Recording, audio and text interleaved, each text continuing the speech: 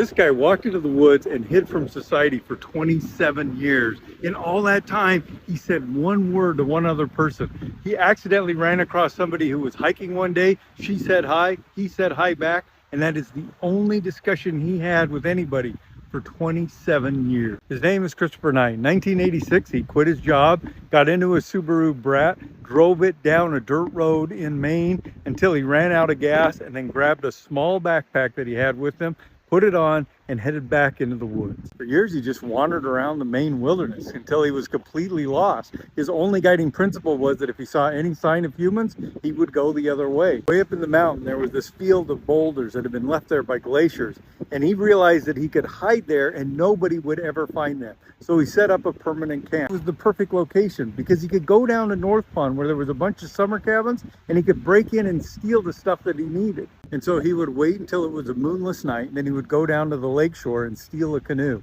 And then he would canoe along the lake shore until he found a new house, and he would go and break in. The stuff he stole was never anything valuable. It was just food and maybe some camping gear, some propane, and some books. Then he would canoe back to the original place, leave the canoe where he had stole it, and cover it up with some pine needles so people wouldn't think that it had been taken. He would do this all summer and all fall, just like a bear getting ready to hibernate. Because when winter happened, he would go into his tent and he would stay there all winter long because he didn't want people to trace his footsteps back. And he would never light a fire because they might see the smoke.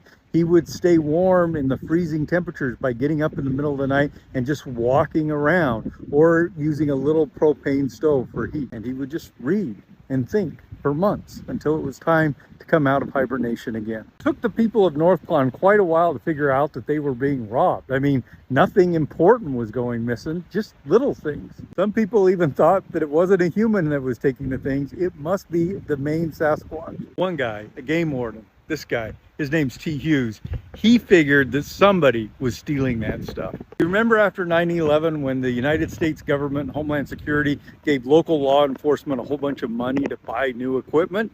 Well, he took that money and he bought security cameras and he set them up at a local campsite. That's how your hard-earned tax dollars were being spent. And then he waited for a long time until one night he saw somebody come into the camp and break in.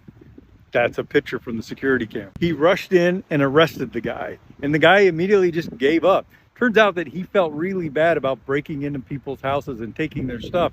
He was just trying to survive. When people in the community heard that he just wanted to be left alone, they felt sympathetic to him, and so did the judge. So when he pled guilty to 13 burglaries, the judge said, "How long have you been in jail?" And he said, 6 months. And he says, "I convict you and sentence you to 6 months and 1 week." He spent one more week in jail, and then he walked out and he went into his mom's house where he was required to be on probation, and he disappeared again. He just wants to be left alone. And I think there are days we can all relate to that.